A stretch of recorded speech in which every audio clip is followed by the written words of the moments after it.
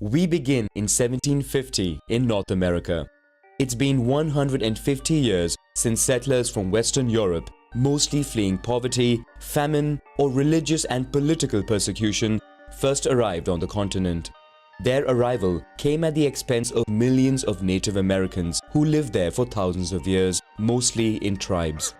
On the East Coast, Great Britain has established colonies inhabited by 1.5 million people. The northern regions depend mainly on fishing and trade, while in the south, the climate is ideal for growing products such as tobacco, rice, and cotton.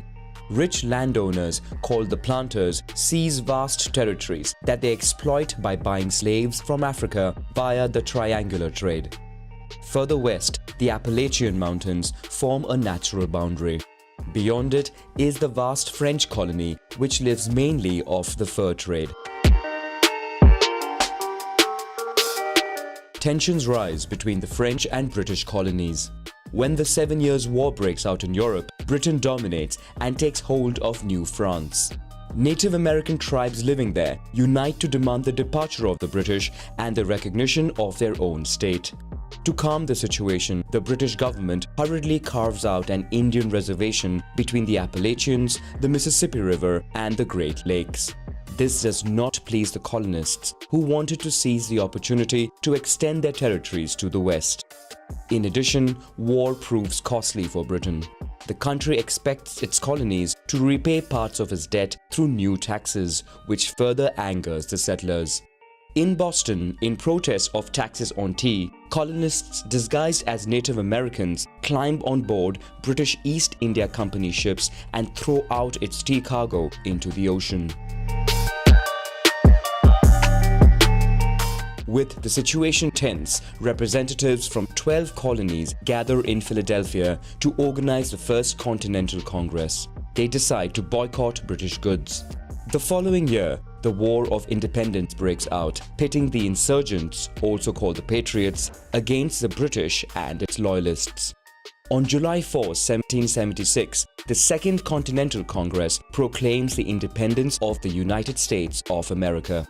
France sees an opportunity to avenge its defeat in the 7 Years' War.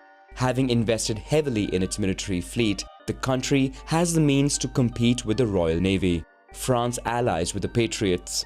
Spain and the United Province of the Netherlands in turn go to war against Great Britain.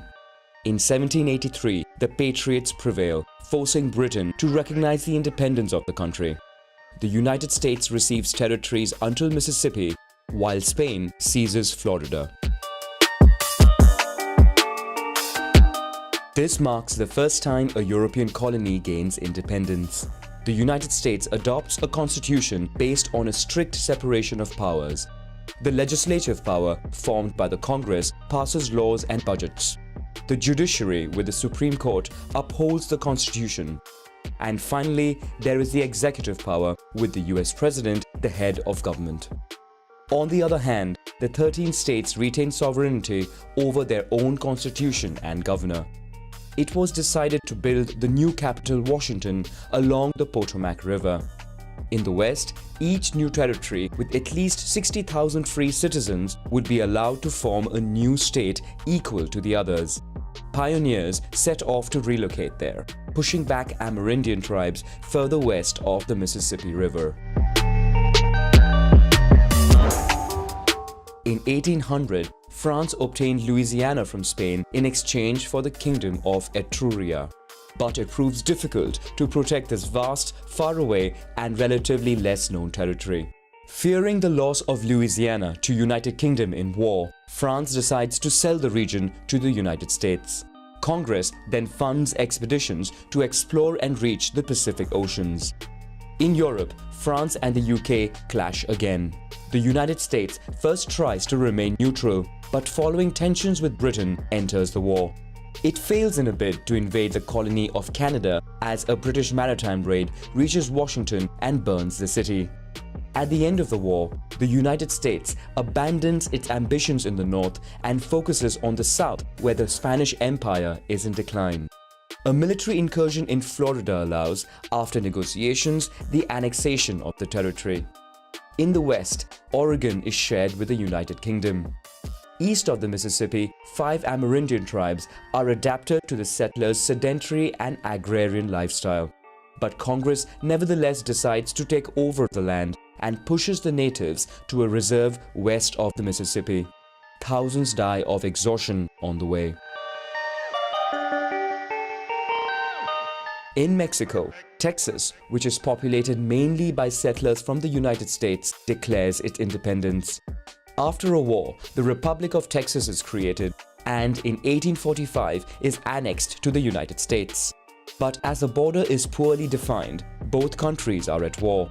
The United States prevails and takes the opportunity to annex New Mexico and California, where the discovery of gold causes a rush that attracts hundreds and thousands of pioneers of all origins. With the land route proving dangerous, private funds are invested in the construction of a railway in Panama. The state of California is admitted, which does not have slavery. Southern states are largely agrarian and have slavery, while northern states are industrial and abolitionist. Both sides wish to extend their model to the new western states, causing the gap between them to widen. In 1860, Abraham Lincoln, who was hostile to slavery, is elected president of the country. In response, southern states secede from the United States one by one and band together to proclaim the Confederate States of America. Then begins the Civil War, which pits the Unionists of the North against the Confederates of the South. The North sets up a maritime blockade on the Atlantic coast, cutting out any potential support from Europe and blocking cotton exports. In 1865, the North prevails and takes the opportunity to impose its policies. Slavery is abolished and 3.5 million slaves are freed. But African Americans are now victims of segregation and racism, especially through the emergence of the Ku Klux Klan, a white supremacist organization. Many migrate to the north while others move to cities. The Russian Empire fears losing Alaska to Britain, so chooses to sell the territory to the United States. To accelerate its conquest of the West, the government finances the construction of transcontinental railway lines. In the center of the country, the invention of new machinery allows intensive agriculture. Vast plantations of wheat, corn, and large pastures are set up at the expense of the last 250,000 Amerindians who are kept on reserves. On the other hand, the rich soil allows rapid development of industry. The old continent Europe now views the United States as an El Dorado. Fleeing poverty and religious persecution, many southern and eastern Europeans migrate to the United States where they work as cheap labor. But the economic boom only benefits a minority. An elite group of industrialists grows rich quickly by establishing monopolies in sectors such as steel, railways, oil and banks at the expense of workers and peasants, including women and children working in harsh conditions. Strikes and protests erupt, demanding better conditions, but these are often met with violence by private militias or the National Guard.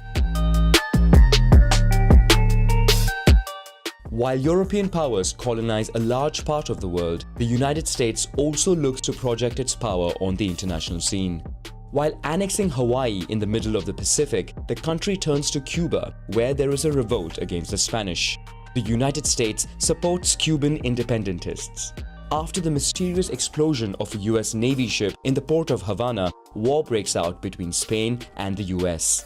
The US wins, obtains the independence of Cuba, and seizes Puerto Rico, Guam, and the Philippines. The country thus becomes a colonial power. In Colombia, a French company begins construction of a canal that would connect the two oceans, greatly shortening the journey between the US East and West Coast. The United States buys the project and then intervenes to support the independence of Panama. In return, the new government of Panama offers the US a strip of land which helps complete the construction of the canal, inaugurated in 1914. In Europe, World War I begins. With workers and peasants on the front lines, industry on the continent slows down. The US industry takes advantage of this and, despite the country's neutrality in the war, sells on credit ammunition, food, clothes and automobiles to the Entente countries. In response, Germany tries to impose a maritime blockade by sinking merchant ships in British waters.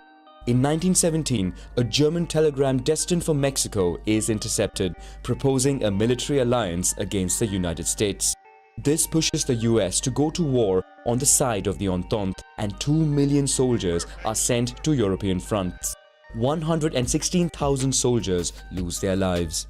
After the victory of the Entente, Europe finds itself indebted to the United States. The economy of the US prospers. In factories, improvements in the assembly line cause production to skyrocket and decrease prices.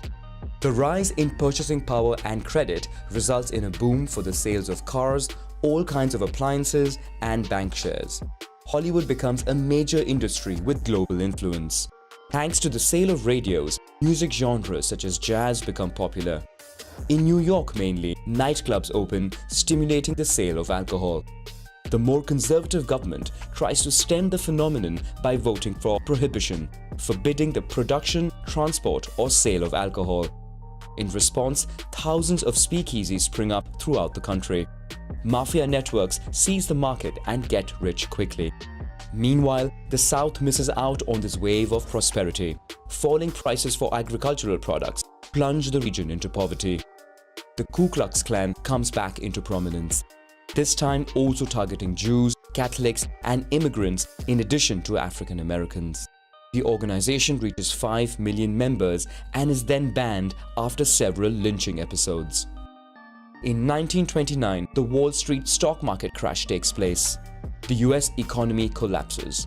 In a few short years, a string of bankruptcies of companies and banks pushes a quarter of the active population into unemployment. Prohibition is lifted and steps are taken to try and revive the economy and improve working conditions.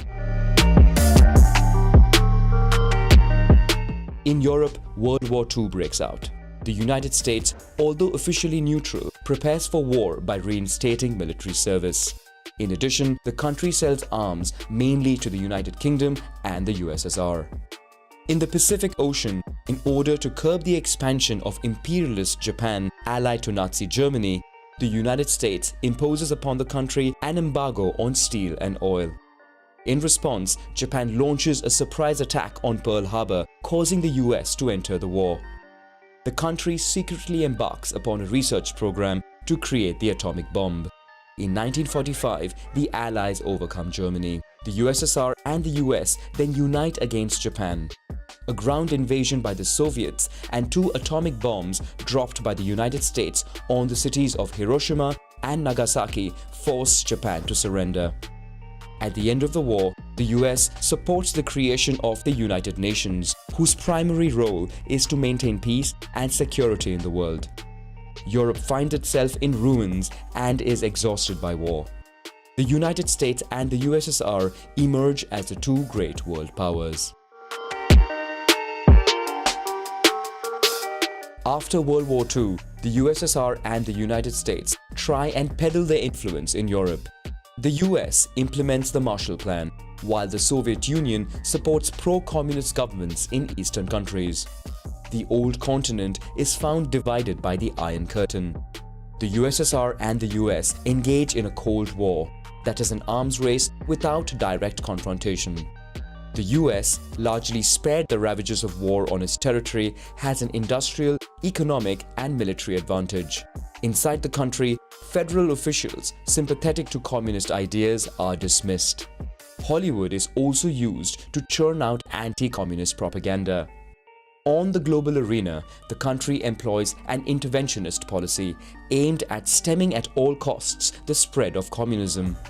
The US intervenes in Greece, China, and engages its military in Korea and Vietnam.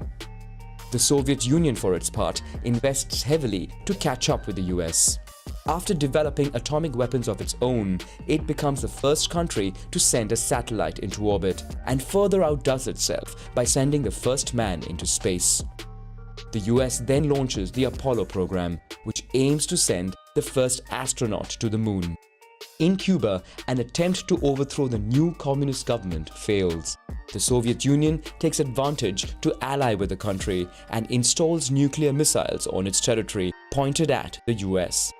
Tensions build to a point where it seemed a third world war was imminent.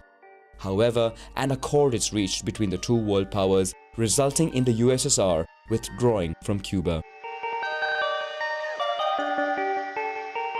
Within the country, more and more civil rights movements gain momentum, forcing the government to review its social policies. African Americans begin non-violent actions to combat segregation. More and more women enter the workforce and demand equal pay. Native Americans also fight for better conditions. Moreover, with the US at war in Vietnam, students and hippie pacifist movements call for peace. In 1969, the country sends the first man to the moon. Worldwide, millions of viewers watch the event live on their television. On the global arena, the US tries to ease tensions. It begins diplomatic rapprochement with China and signs agreements with the USSR to limit the global arms race. In the Middle East, the US supports Israel in the Yom Kippur War, for which it is then subject to an oil embargo imposed by OPEC countries. In Vietnam, after negotiations, the US withdraws their army. 2 years later, the communists prevail in the country, tarnishing the image of the United States. The USSR takes this opportunity to intensify its international policy. The country occupies Afghanistan, and in reaction, the United States provides military support to the Mujahideen. In Central America, US also intervenes in Nicaragua and Guatemala to counter communist revolutions. Iran, after a revolution, becomes an Islamist republic that goes against US policy. The latter strengthens its military presence in the Middle East to ensure the security of oil supply. On the Soviet side, the USSR struggles to contain the revolutions in Eastern Europe. With its economy in tatters, despite attempts at reform, in 1991, the USSR collapses, marking the end of the Cold War. The US emerges as the only major world power. Domestically, the population calls for more investment in the fight against poverty, crime, gangs, and drugs. However, the US continues to primarily focus on its foreign policy, showing an apparent willingness to become the world's policeman of sorts. When Iraq invades Kuwait, which then held 9% of the known oil reserves in the world, the United States forms a coalition and neutralizes the Iraqi army. The US then establishes a list of countries considered as rogue and threatening global peace and stability. These nations are subjected to blockades and embargoes. Meanwhile, the military presence of an ally of Israel in the Middle East bothers radical Islamists, including the terrorist group Al-Qaeda headed by Osama bin Laden, who is a former ally from the Afghan War. US facilities and assets around the world are targeted by terrorist attacks. On September 11, 2001, the United States becomes the victim of a large-scale terrorist attack on its territory. Terrorism thus becomes the new enemy of the country. But it proves more difficult to fight this war as terrorist organizations operate discreetly in mobile networks without borders. Having launched a war against the Taliban in Afghanistan, the US hardens its stance against North Korea, Iran and Iraq, which it considers part of an axis of evil. A new war is launched against Iraq, but US troops, after quickly overthrowing the government, find themselves fighting against several terrorist groups in the region. In 2007, the subprime mortgage shock, followed by the financial crisis, plunges the global economy into turmoil. The country tries to revive its economy, among other measures, by boosting the extraction of shale oil on its territory. Today, the interventionist policy of the country is increasingly countered by rising powers such as Russia and China. The United States, however, remains the most powerful economy and military in the world.